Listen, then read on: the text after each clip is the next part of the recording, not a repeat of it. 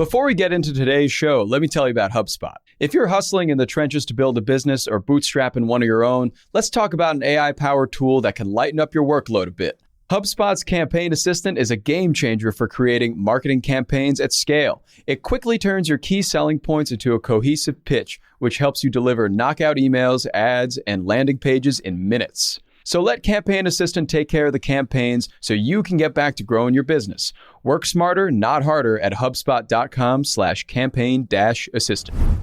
Howdy, folks. It is Tuesday, January 24th. I'm Jacob Cohen here with Rob Litterst, and you are listening to The Hustle Daily Show.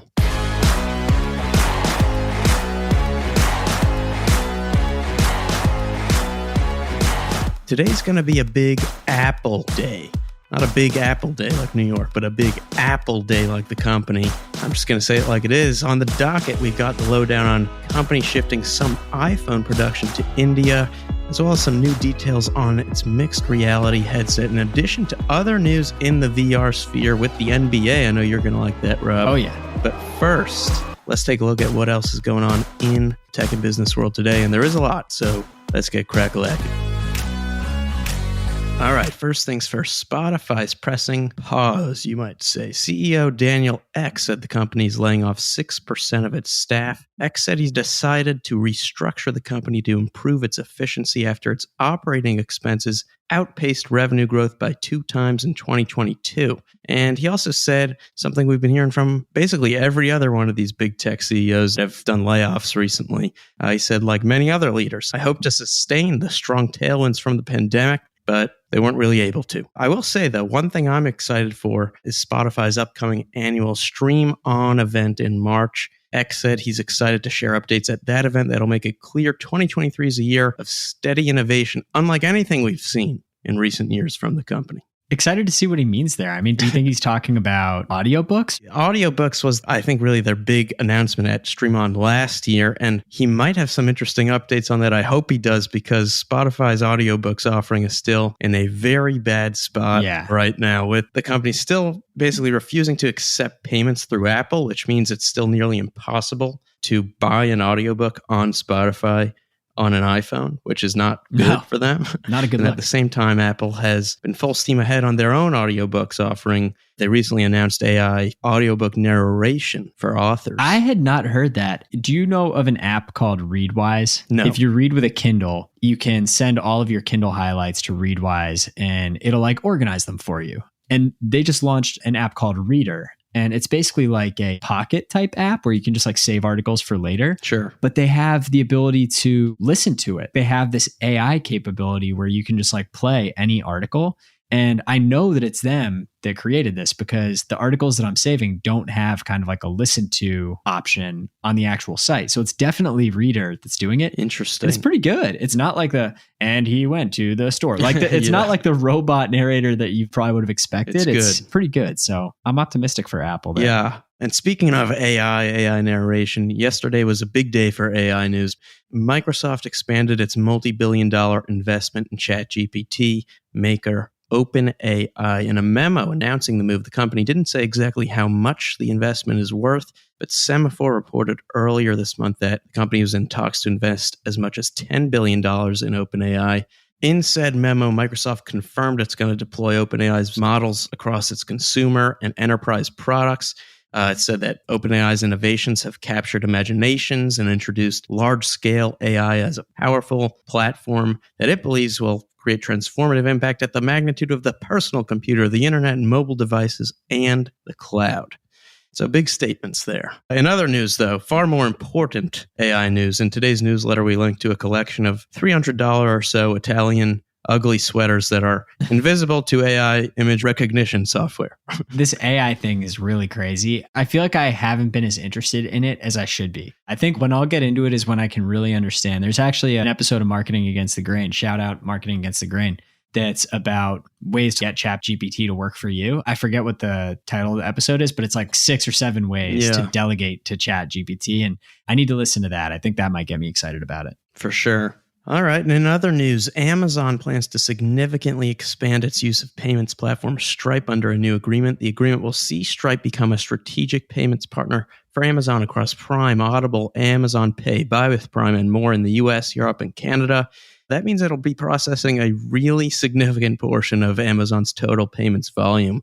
But things haven't been all rainbows and butterflies for Stripe. Just to point out, in the last year or so, the company reportedly lowered its internal valuation by 11%, the third reduction it's done in recent times. It also cut 14% of its staff last year, citing pandemic-era overhiring. And moving along, former President Donald Trump reportedly won't re-sign a content exclusivity agreement with his Twitter clone Truth Social, meaning a Twitter comeback for him could be imminent. Also, Mars is ditching its M&M spokes candies due to conservative backlash, accusing the characters of being woke. Maya Rudolph will become the candy spokesperson instead. And Avatar: The Way of Water became the sixth movie ever to surpass $2 billion at the box office. All right, JC. So Apple's manufacturing contracts deservedly get a lot of attention, and there's a chance that they could be pushing into a new region. Tell me more about the future of Apple and India. Apple is increasingly moving away from China, and one of the places it's increasingly moving towards is India, not just in terms of manufacturing, but in terms of, another market for Apple to sell its products. So yesterday, India's commerce minister noted that Apple could make 25% of all iPhones globally in his country by 2025. And that's up from 5 to 7% today. Wow. Interestingly, Apple holds just 5% of India's smartphone market. And last year, for the first time since it started manufacturing iPhones in the country, Apple built the iPhone 14 there, its flagship phone, close to its launch. That previously has not happened before. That's wild. This seems like it's absolutely genius. I feel like Apple's older phones have gotten more and more useful and more popular. So I feel like there's also a case that moving to India and just getting like more brand recognition and name recognition there could lead to kind of an untapped market. You said they make up only 5% of India's smartphone market. I think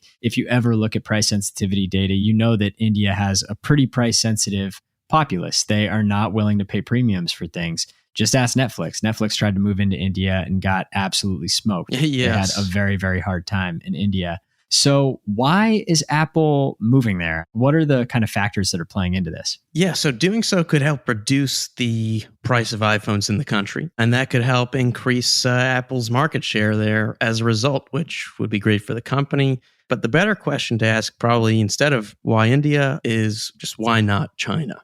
And the answer to that is Apple, like much of the tech industry, is looking to diversify away from these Chinese supply chains that are just vulnerable to increasingly intensifying geopolitical risks and a shrinking workforce like we wrote about earlier this week. So interesting stuff with Apple in India. So JC, I feel like for the longest time, VR and AI were kind of like the two-letter acronyms that we would hear about as kind of like the technologies of the future. Yeah. AI, as you mentioned, has been getting a lot of shine lately, but you have some VR news that I think is really interesting and could potentially get it a little bit more buzz. So what's going on in the world of VR? Yeah, so we saw a cool announcement yesterday from Meta and the NBA, which is one thing. The announcement is basically that Meta is expanding its partnership with the NBA and the WNBA to offer more than 52 live games in VR on MetaQuest, which is pretty cool. I've never actually watched one of these games. I personally like watching them on TV, but I like what they're doing with this. I like that it exists as a thing. And the company's also saying it's going to launch NBA licensed apparel in its Meta Avatar store in the coming weeks, which I also think is a cool thing, and not just cool, but an important thing because they have to start making money on their metaverse projects. So interesting development there. And like I said, it's going to be a big Apple day. So speaking of Apple, we've got some more details on the company's upcoming $3,000 mixed reality headset, courtesy of Bloomberg's Mark Gurman. One of the cooler features is that you'll be able to apparently just look at something to select it and pinch your fingers to activate it, which if true means that the headset will not require external controllers like Meta's does, which is big. Sounds like magic. Sounds like magic, but that's what Apple's about. Right. I think aside from just the fact that Apple is Apple, the company gets a huge second mover advantage here. Not a first mover advantage, a second mover advantage, because they can look at Meta's VR offerings and see everything that they've done well, everything they don't do well, everything people like about them and people hate about them. and improve on all of it. So true. They're usually a second mover, right? They weren't the first cell phone company. They weren't the first computer company. So they have a lot of experience jumping in where other people have made products already and just making them better. Yeah, it's a great point.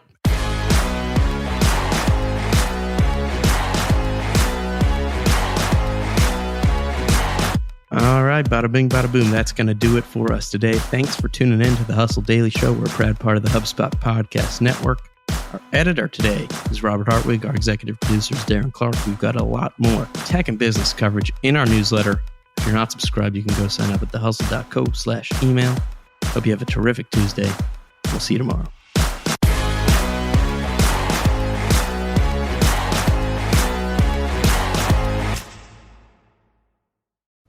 Hey guys, if you listen to the Hustle Daily Show on Google Podcasts, we want to let you know that the option will no longer be available pretty soon. Google is sunsetting its podcast app sometime in early 2024 in favor of YouTube Music, and we want to give you a heads up before it's too late since that time's almost here. The Hustle Daily Show is available everywhere and anywhere that you listen to podcasts like Apple Podcasts and Spotify. If you're using YouTube Music, we are there as well. If you're an Android fan, there are plenty of apps like Overcast, Pocket Casts, Player FM, and more. So just search for us wherever you decide to listen to your favorite podcasts.